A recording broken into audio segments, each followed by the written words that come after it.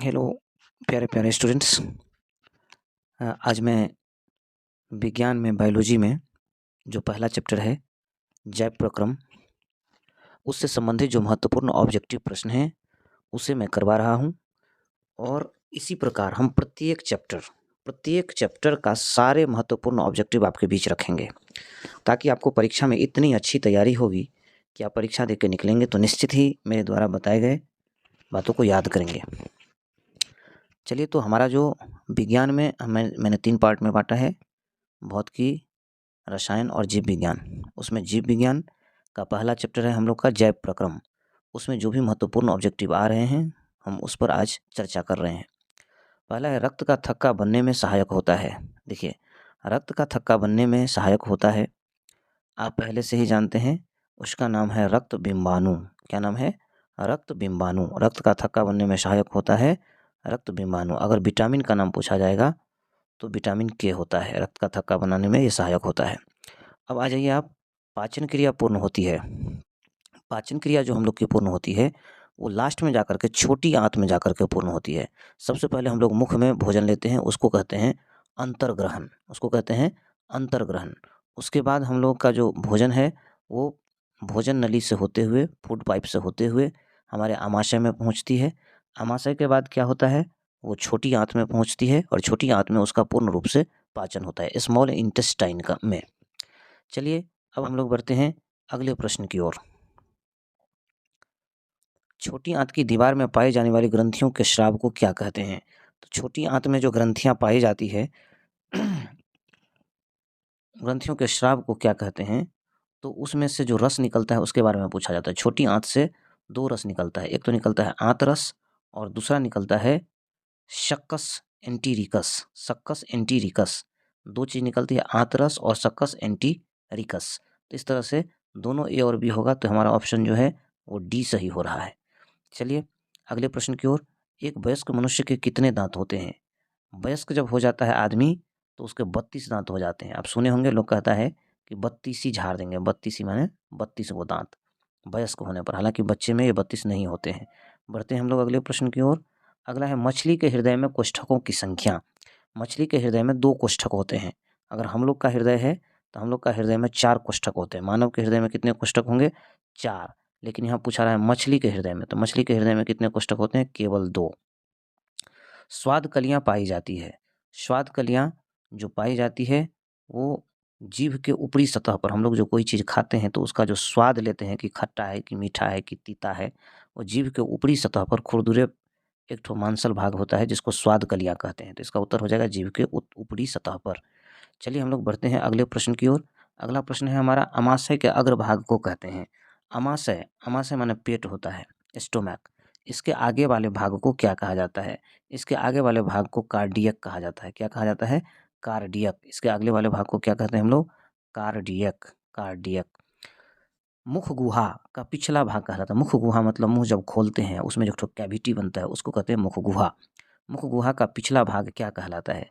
तो मुख गुहा का पिछला भाग जो होता है उसको ग्रसनी कहते हैं। पिछला भाग मतलब जहाँ से भोजन हम लोग घोंट जाते हैं, तो देखिएगा इस तरह से हमारी मुंह होती है और भोजन घोंटने के बाद ये इस तरह से आती है और यहाँ पर आकर के इस तरह से स्टोमैक में चली जाती है।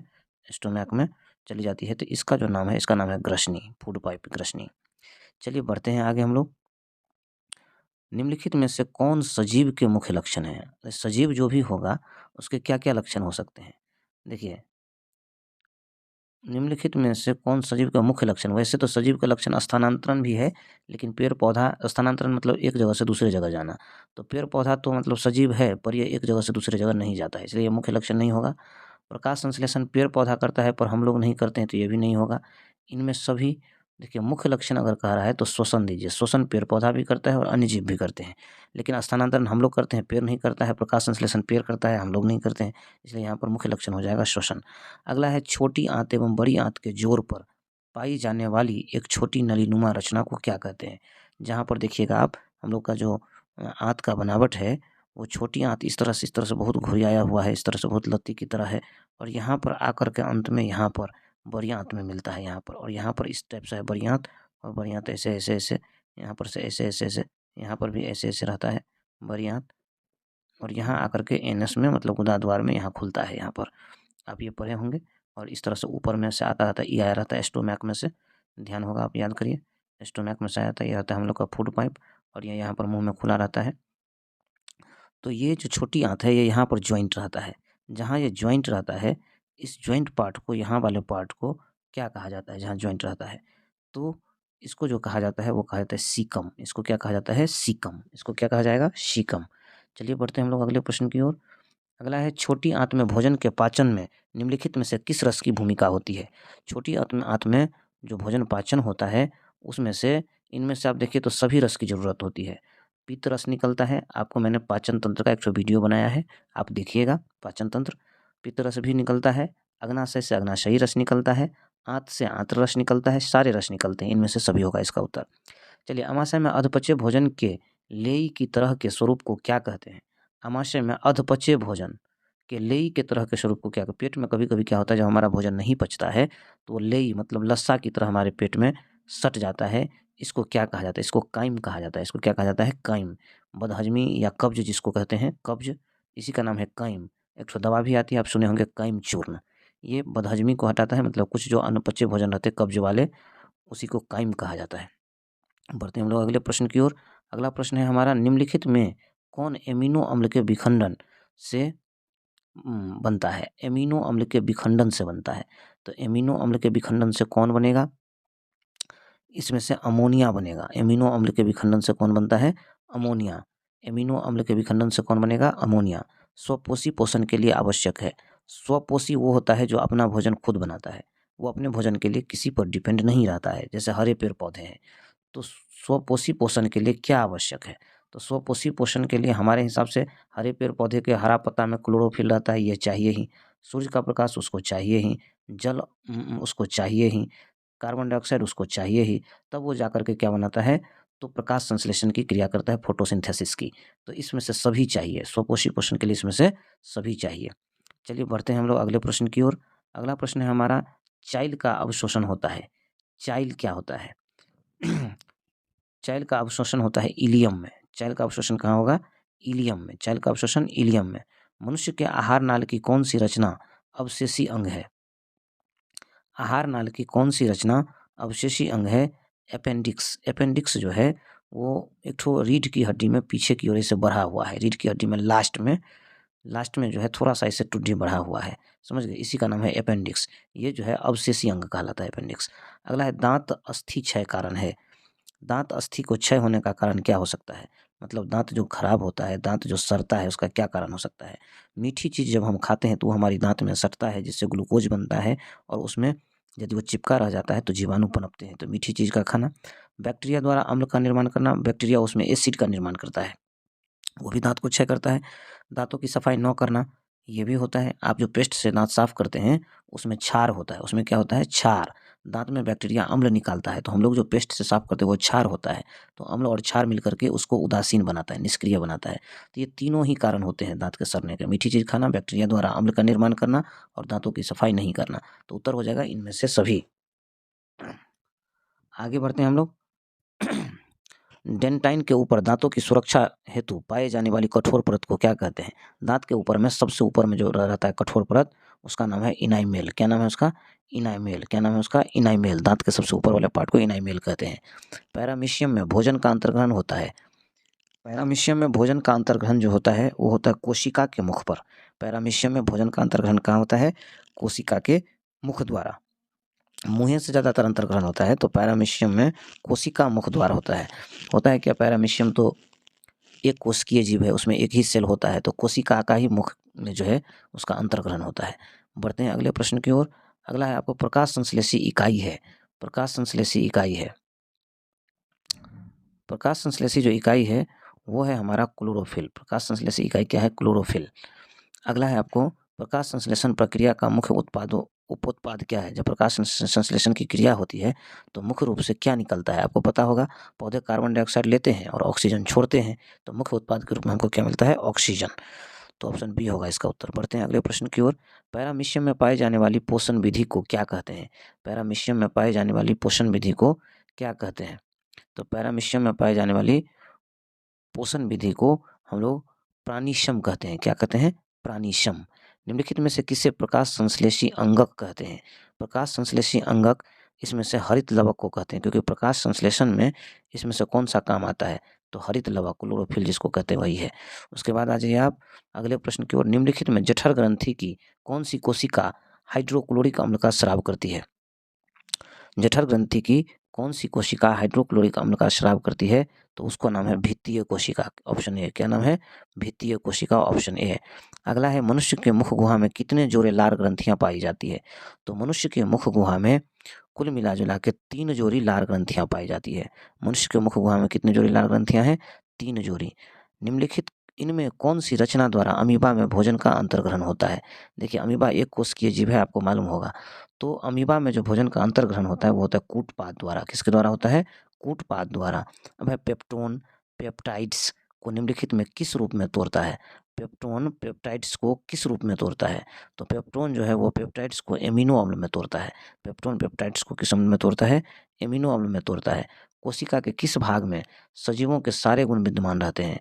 कोशिका के जीव द्रव्य में सजीवों के सारे गुण विद्यमान रहते हैं। कहाँ रहते हैं? जीव द्रव्य में। कहाँ रहते हैं? जीव द्रव्य में। चलिए, कोशि निम्नलिखित में से किस छिद्र द्वारा ग्रसनी ग्रास नली से जुड़ी होती है? ग्रसनी जो है निगल द्वार द्वारा ग्रास नली से, जहाँ पर हम लोग घोंटते हैं किसी चीज़ को वहीं पर से नली शुरू हो जाती है। तो यही निगल द्वार कहलाएगा ये। अगला प्रश्न जो है, अमीबा का मुख्य भोजन क्या है?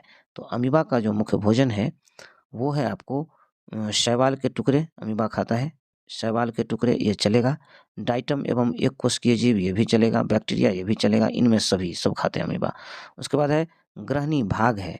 ग्रहणी जो भाग है वो है छोटी आंत का। ग्रहणी कहाँ का भाग है? छोटी आंत का। अगले प्रश्न पर चलिए। वह विधि जिसमें जीव पोषक तत्वों को ग्रहण कर उसका उपयोग अपने वृद्धि और जनन के लिए करते हैं उन्हें क्या कहते हैं?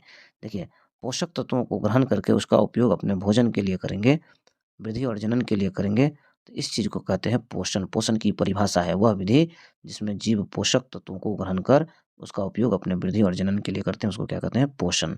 अगला क्वेश्चन पर बढ़ते हैं। जीवन की उपापचयी क्रियाओं जीवन की उपापचयी क्रियाओं के संचालन के लिए निम्नलिखित में से कौन आवश्यक है? जीवन की उपापचयी क्रियाओं के संचालन के लिए आपको निरंतर ऊर्जा की ज़रूरत होती है, शरीर में वृद्धि ज़रूरी है, टूटे-फूटे अंगों की मरम्मत भी ज़रूरी है, तो इनमें से सभी होगा इसका उत्तर। अगले प्रश्न पर चलते हैं। पौधों में वाष्पोत्सर्जन किस भाग में होता है? पौधों में वाष्पोत्सर्जन जो होता है, वो होता है, आपको पता होगा, पत्ता में। पत्ता में वाष्प का उत्सर्जन होता है। कभी-कभार जब गर्मी के दिनों में आप पेड़ के नीचे रहेंगे तो आपको लगेगा क्या कि कहीं बारिश तो नहीं हो रही है। ये पेड़ के पत्ते से पानी निकलते रहते हैं, वाष्पोत्सर्जन होता रहता है पत्ता से। मानव रक्त में उपस्थित यूरिया की सामान्य मात्रा होती है। मानव रक्त में 20 एमजी जनरल जो है 20 एमजी यूरिया पाया जाता है। तो मानव के रक्त में उपस्थित यूरिया का सामान्य मात्रा होता है 20 एमजी। अगला देख लीजिए, श्वसन क्रिया के दौरान कितनी प्रतिशत ऊर्जा ताप के रूप में निष्कासित होती है? श्वसन के दौरान आपको 20% ऊर्जा ताप के रूप में, मतलब हम लोग जितना ऊर्जा ग्रहण करते हैं उसमें से 20% ऊर्जा हम लोग जो नाक से सांस छोड़ते हैं वो गर्म रहता है, वो 20% ऊर्जा इसी रूप में निकल जाती है ताप के रूप में। मनुष्य में वृक्क एक तंत्र का भाग है जो संबंधित है। देखिए, वृक्क जो है उत्सर्जन से संबंधित है। आप वृक्क कहते किसे हैं? किडनी को कहते हैं। वृक्क किसको कहते हैं? किडनी को कहते हैं। किडनी क्या करता है? हमारे ब्लड को छानता है और उसमें से पेशाब एवं अन्य वर्ज्य पदार्थ को बाहर करता है। तो उत्सर्जन के काम में वृक्क ही काम आता है। वृक्क को किडनी भी कहते हैं। चलिए आगे बढ़ते हैं। पौधों के वायवीय भागों में पौधों के वायवीय भागों से जल के निष्कर्ष की क्रिया क्या कहलाती है? जल के निष्कर्षण होगा की क्रिया क्या कहलाती है? इसको कहते हैं वाष्पोत्सर्जन। मतलब पौधा में जो पानी बेकार बच जाता है वो पत्ता के द्वारा बाहर निकाल दिए जाते हैं, इसको वाष्पोत्सर्जन कहते हैं। वह प्रक्रम जिसके द्वारा शरीर में ऊर्जा का उत्पादन होता है वह क्या कहलाता है? तो उसको श्वसन कहते हैं। श्वसन जो करते हैं तो इससे हमारे शरीर में ऊर्जा का उत्पादन होता है। आगे बढ़िए। कौन सी क्रिया सभी जीव के लिए अनिवार्य है? तो सभी जीव के लिए श्वसन की क्रिया अनिवार्य है। जितना जीव है अगर वो जीना चाहता है तो सांस लेना ही पड़ेगा, इसलिए श्वसन की क्रिया अनिवार्य है। प्रकाश संश्लेषण सिर्फ पौधों के लिए अनिवार्य है। वाष्पोत्सर्जन पौधों के लिए होता है। चलन मनुष्य के लिए होता है, पौधों के लिए नहीं होता, इसलिए। लेकिन श्वसन जो है वो सबके लिए होता है। मैग्नीशियम पाया जाता है। अब देखिए, मैग्नीशियम जो पाया जाता है वो क्लोरोफिल में पाया जाता है। पौधों के हरे पत्ता में जो क्लोरोफिल होता है उसमें मैग्नीशियम पाया जाता है। मानव हृदय में पाए जाते हैं। मानव हृदय में तो अभी ही हम लोग चर्चा किए थे, कितने कोष्ठक होते हैं? 4 कोष्ठक होते हैं मानव हृदय में। आप पढ़े होंगे। आलिंद और नीले, दायां आलिंद दायां नीले, बायां आलिंद बायां नील है। मानव का हृदय एक मुट्ठी के आकार का होगा, आपने देखा ही होगा, इस टाइप का रहता है मानव का हृदय। और इसमें जो है सो इस टाइप का ही बना रहता है। और इसमें एक ठो है ऐसे रहता है, ऐसे और ऐसे, इसमें भी ऐसे और ऐसे। ये है आपको बायां आलिंद बायां नील है, यह है दायां आलिंद दायां नील है। तो कितने कोष्ठक हैं इसमें? 4 कोष्ठक हैं इसमें। चलिए, प्रकाश संश्लेषण द्वारा किसकी प्राप्ति होती है? तो प्रकाश संश्लेषण के द्वारा ग्लूकोज बनता है। पौधों का जो भोजन होता है वो ग्लूकोज के रूप में संचित होता है। कोशिका झिल्ली किस प्रकार की झिल्ली है? कोशिका झिल्ली जो होती है वो अर्धपारगम्य झिल्ली होती है। कैसी झिल्ली होती है? अर्धपारगम्य झिल्ली होती है, अर्धपारगम्य झिल्ली होती है। दही के जमने में निम्नलिखित में से कौन सी क्रिया होती है? दही के जमने में किण्वन होता है। दही के जमने में कौन सी क्रिया होती है? किण्वन होता है। मानव हृदय में पाए जाते हैं, अभी तुरंत पढ़े थे आप, 3 वैश्म होगा कि 4 वैश्म होगा कि 5 वैश्म होगा? निश्चित रूप से 4 वैश्म होगा मानव के हृदय में। मानव में डायलिसिस थैली है। डायलिसिस क्या होता है आप जानते हैं? डायलिसिस होता है खून को छानना। देखिए, नेफ्रॉन अगर नहीं होगा, नेफ्रॉन नहीं होगा तो खून नहीं छनाएगा। अभी आपने पढ़ा था ना ब्रिक, ब्रिक अभी पढ़ा था आपने किडनी, ये उसी का नाम है नेफ्रॉन। नेफ्रॉन ही मानव के खून को छानता है और इसी को डायलिसिस कहा जाता है। नेफ्रॉन मतलब एक तरह से आप किडनी कहिए। आगे बढ़िए। मस्तिष्क का मुख्य श्वसन अंग है, मतलब मछली का श्वसन अंग कौन सा है? तो मछली का जो श्वसन अंग है वो है गिल्स। पौधों में गैसों के निष्कासन के लिए किस क्रिया का उपयोग होता है? पौधों में गैसों के निष्कासन के लिए विसरण की प्रक्रिया होती है। कौन सी प्रक्रिया होती है? विसरण की प्रक्रिया होती है। अगला है आपको क्लोरोफिल वर्णक का रंग। आपको मालूम होगा क्लोरोफिल कैसा होता है? हरा होता है। इसमें भी पूछने की बात है क्या? क्लोरोफिल हरी पत्तियों में होती है और हरा जब तक नहीं होगा तब तक क्लोरोफिल नहीं होगा, इसलिए उसका रंग हरा होगा। उसके बाद कवक में पोषण की कौन सी विधि है? कवक में पोषण की कौन सी विधि है? तो कवक में जो है पोषण की, वो है आपको मृतजीवी विधि। कौन सी विधि है? मृतजीवी विधि। रेजिन एवं गोंद कहाँ संचित होते हैं? रेजिन एवं गोंद आपको पुराने जाइलम में संचित होते हैं। रेजिन एवं गोंद कहाँ संचित होते हैं? पुराने जाइलम में। शरीर में भोजन को पचना किस प्रकार की अभिक्रिया है? शरीर में भोजन का पचना उपचयन है। ये पूछा भी गया है 2019 में। शरीर में भोजन का पचना कैसा है? उपचयन है, उपचयन। Oxidation reaction, oxidation reaction. अगले प्रश्न पर बढ़ते हैं। रक्त क्या है? तो रक्त क्या है? रक्त एक तरह का उत्तक है, टिश्यू है। रक्त क्या है? एक तरह का उत्तक है। निम्नलिखित में से कौन उत्सर्जी अंग है? उत्सर्जी मतलब किसी चीज को निष्कासन करने वाला। पहले ही पढ़े हैं, ब्रिक या किडनी या नेफ्रॉन, तीनों इसी का नाम है। ये हमारे खून को छानता है और खून में जो भी वर्ज्य या बेकार पदार्थ होते हैं उसे छान कर ये बाहर करते हैं। बढ़ते हैं अगले प्रश्न की ओर। रक्षी कोशिकाएं पाई जाती है। रक्षी कोशिकाएं कहाँ पाई जाती है? तो रक्षी कोशिकाएं पाई जाती है पत्तियों में। रक्षी कोशिकाएं कहाँ पाई जाती है? पत्तियों में। रक्षी कोशिकाएं कहाँ पाई जाती है? पत्तियों में। इथाइल अल्कोहल किस प्रकार के श्वसन में बनता है? इथाइल अल्कोहल आपको अवायवीय श्वसन में बनता है। इथाइल अल्कोहल कहाँ बनता है? अवायवीय श्वसन में बनता है। मनुष्य के सांस लेने और छोड़ने की क्रिया को क्या कहते हैं? प्रभु, श्वासोच्छ्वास कहते हैं। मनुष्य सांस लेगा और छोड़ेगा, ये भी 2019 में ही पूछा गया है। श्वासोच्छ्वास, श्वासोच्छ्वास मतलब सांस को लेना और छोड़ना दोनों इसमें है। श्वासोच्छ्वास, इसमें लेना और छोड़ना दोनों है। अगला प्रश्न, रक्त में आयरन की कमी से होने वाला रोग, ये भी पूछा गया है। एनीमिया। मनुष्य में रक्त की कमी से होने वाला रोग कौन सा है? एनीमिया पूछा गया है, ये भी एनीमिया। चलिए आगे बढ़ते हैं हम लोग। पादप में जाइलम उत्तरदायी, ये भी पूछा गया प्रश्न है। जाइलम का क्या काम होता है और फ्लोएम का क्या काम होता है? देखिए, जाइलम का काम होता है पौधों के जड़ के द्वारा जल को लेकर के पौधे के पत्तों तक पहुंचाना, ताकि वो प्रकाश संश्लेषण की क्रिया कर सके, फोटोसिंथेसिस की क्रिया को वो कर सके। इसका क्या नाम हो गया?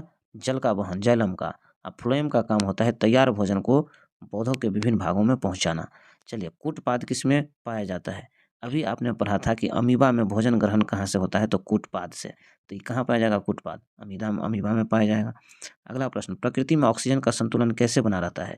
प्रकृति में ऑक्सीजन का संतुलन प्रकाश संश्लेषण की क्रिया से बना रहता है। अगर पेड़ पौधे प्रकाश संश्लेषण न करे तो केवल कार्बन डाइऑक्साइड बढ़ जाएगी, ऑक्सीजन नहीं रहेगा।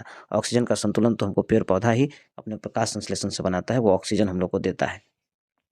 चलिए, स्टोमाटा स्टोमाटा पौधे के किस अंग में पाया जाता है?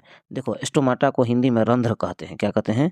रंध्र। रंध्र जो होता है वो पत्ता में, पेड़ का जो पत्ता होता है, पत्ता में जो छोटा छोटा छिद्र होता है, इसी को कहते हैं रंध्र, उसी को कहते हैं स्टोमाटा। तो कहाँ पाया जाएगा? ये पत्तियों में पाया जाएगा, स्पष्ट है।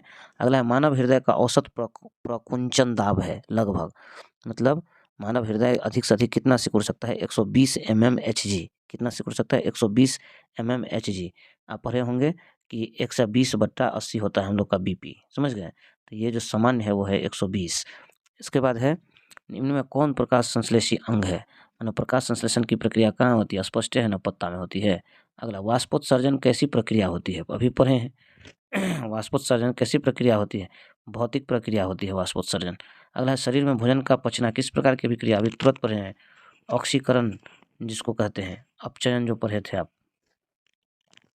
इसका उत्तर बी हो जाएगा। उसके बाद आ जाएगा, उपचयन पढ़े थे, अपचयन है उपचयन। उपचयन को ऑक्सीकरण कहते हैं, अंग्रेजी में इसको ऑक्सीडेशन कहते हैं। उसके बाद स्वपोषी पोषण के लिए क्या आवश्यक है? अभी पढ़े थे, स्वपोषी पोषण के लिए क्लोरोफिल भी चाहिए, कार्बन डाइऑक्साइड भी चाहिए, जल भी चाहिए, सूर्य का प्रकाश भी चाहिए। स्वपोषी मतलब होता है प्रकाश संश्लेषण, हरे पेड़ पौधे में होते तो उपरोक्त सभी चाहिए। पायरुवेट के विखंडन से यह कार्बन डाइऑक्साइड, जल तथा ऊर्जा देता है और यह क्रिया होती है, यह क्रिया माइटोकॉन्ड्रिया में होती है। पायरुवेट के विखंडन से यह कार्बन डाइऑक्साइड, जल और ऊर्जा कौन देता है? माइटोकॉन्ड्रिया। अगला प्रश्न पर चलते हैं, जठर ग्रंथियां कहाँ पाई जाती है? जठर ग्रंथियां कहाँ पाई जाती है? तो अमाशय में पाई जाती है। जठर ग्रंथियां कहाँ पाई जाती है? अमाशय में पाई जाती है जठर ग्रंथियां। खुला परिसंचरण तंत्र किस में पाया जाता है? याद रखिएगा, बहुत पूछता है, खुला परिसंचरण तंत्र किस में पाया जाता है? कॉकरोच में, तिलचट्टा में। आगे बढ़ते हैं हम लोग, पौधों में पाया जाने वाला गाढ़ा एवं दुधिया उत्सर्जी तरल पदार्थ को क्या कहते हैं? पौधों में पाया जाने वाला गाढ़ा और दुधिया जो निकलता है पौधा में, उस उत्सर्जी पदार्थ का क्या नाम है? उसका नाम है लेटेक्स। लस्सा वाला जो होता है उसको क्या कहते हैं?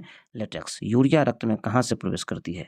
मतलब यूरिया जो ब्लड में पाई जाती है, जो पेशाब के थ्रू निकलती है, वो रक्त में जाती कहाँ से है यूरिया? तो यूरिया जाती है यकृत से। यकृत मतलब लीवर से जाती है यूरिया। वहाँ कहाँ से जाती है? लीवर से, यकृत से। प्रकाश संश्लेषण होता है, रात में होता है कि दिन में होता है, कि रात दिन दोनों होता है, कि सुबह शाम होता है? प्रकाश संश्लेषण दिन में ही हो सकती है प्रभु, क्योंकि आपको पता है कि प्रकाश संश्लेषण में हमको क्या चाहिए? सनलाइट चाहिए। प्रकाश संश्लेषण में क्या चाहिए? सनलाइट चाहिए। रात में कहाँ से आएगा सनलाइट? प्रकाश संश्लेषण होने के लिए सनलाइट तो चाहिए, सूरज की प्रकाश तो चाहिए, तो वो दिन में ही मिल सकती है। इसलिए प्रकाश संश्लेषण की क्रिया कब होती है? दिन में होती है। पादप में फ्लोएम संवाहक होता है, अभी जाइलम पढ़े थे, जो जल का संवहन करता है, जड़ से पानी को पत्तों तक पहुँचाता है। फ्लोएम क्या करता है? भोजन को, बने हुए भोजन को पौधे के विभिन्न भागों तक पहुँचाने का कार्य है फ्लोएम का। प्रकाश संश्लेषण क्रिया में ऑक्सीजन बाहर निकलता है जल से। प्रकाश संश्लेषण की क्रिया जो होती है उसमें ऑक्सीजन कहाँ से बाहर निकलता है? जल से। प्रकाश संश्लेषण क्रिया में CO2 होता है और जो जल होता है, उसके बाद आपको यहाँ पर सूर्य की प्रकाश होती है, तो जो हम लोग को जो ऑक्सीजन बाहर निकलता है वो कहाँ का ऑक्सीजन होता है? पानी का ऑक्सीजन होता है, जल का। उसके बाद आपको रक्त में हल्के पीले रंग के चिपचिपे द्रव को कहते हैं। खून में हल्का पीला रंग का द्रव रहता है, उसको क्या कहते हैं प्रभु? उसका नाम है प्लाज्मा। ब्लड का जो पैकेट कभी ब्लड बैंक में देखिएगा तो उसमें देखिएगा साइड साइड में पीला पीला कलर है, उसका नाम है प्लाज्मा। क्या नाम है उसका? प्लाज्मा। प्रकाश संश्लेषी अंगक है। प्रकाश संश्लेषी अंगक कौन है? हरित लवक है। जब तक क्लोरोफिल नहीं रहेगा तब तक प्रकाश संश्लेषण नहीं होगा, तो प्रकाश संश्लेषी अंग कौन है? हरित लवक। वृक्क को संरचनात्मक एवं क्रियात्मक इकाई को कहते हैं। वृक्क माने किडनी, किडनी माने नेफ्रॉन के संरचनात्मक इकाई को नेफ्रॉन कहते हैं। साफ यहाँ लिख ले है। अगला है आपको, मनुष्य के शरीर की सबसे बड़ी ग्रंथि है। मनुष्य के शरीर की सबसे ग्रंथि है लीवर। मनुष्य के शरीर की सबसे बड़ी ग्रंथि कौन सी है? लीवर है। अगला है, स्वपोषी, यकृत भी लिख सकता है लीवर को। स्वपोषी पोषण के लिए आवश्यक क्या नहीं है? देखिए, स्वपोषी पोषण के लिए आप खुद ही जानते हैं कि क्लोरोफिल चाहिए, प्रकाश संश्लेषण के लिए सौर प्रकाश चाहिए, जल चाहिए ही। ऑक्सीजन तो वो छोड़ता है, तो उसको इसकी ज़रूरत नहीं है। अगला बढ़ते हैं, ऑक्सीजन वो निकालता है, ये सब लेता है, ये सब लेता है, ऑक्सीजन निकालता है। उसके बाद चलिए अगला प्रश्न पर, इनमें किसके द्वारा अमीबा में भोजन अंतर्ग्रहण होता है? तो अमीबा में भोजन ग्रहण होता है कूटपाद के द्वारा, अभी हम लोग पढ़े थे। अमीबा में भोजन ग्रहण कहाँ से होगा? कूटपाद के द्वारा। पौधों में श्वसन क्रिया के अंतर्गत ADP के टूटने से कितनी ऊर्जा मुक्त होगी? ADP के टूटने से, देखिए दिया हुआ है इनमें से कोई नहीं, तो पौधों में श्वसन क्रिया के अंतर्गत ADP के टूटने से कितनी ऊर्जा मुक्त होती है ये पता नहीं है, दिया गया है इनमें से कोई नहीं। तो इस तरह से हम लोगों ने आज पहले चैप्टर जैव प्रक्रम जो बायो का प्रथम चैप्टर है उसके सारे संभावित ऑब्जेक्टिव को देखा है। उसी तरह से प्रत्येक चैप्टर के सारे ऑब्जेक्टिव को देखेंगे, प्रत्येक चैप्टर को बारी बारी से। कल भी नंबर आने वाला है जैव प्रक्रम के बाद वाले चैप्टर का, और इसी तरह से आप देखते चलिए। मैं आशा करता हूँ कि आपका एक भी ऑब्जेक्टिव हाथ से निकलने वाला नहीं है। अगर आप हमारे चैनल को अभी तक सब्सक्राइब नहीं किए तो सब्सक्राइब करें। आपको प्रतिदिन नए नए चैप्टर के लिए नए नए वीडियोज हर विषय का मिलता रहेगा। और 10वीं की तैयारी इस बार नारायणा के साथ बहुत ही अच्छी तैयारी होगी, इसकी मैं गारंटी लेता हूँ। चैनल को सब्सक्राइब करें, लाइक एवं शेयर करें। धन्यवाद।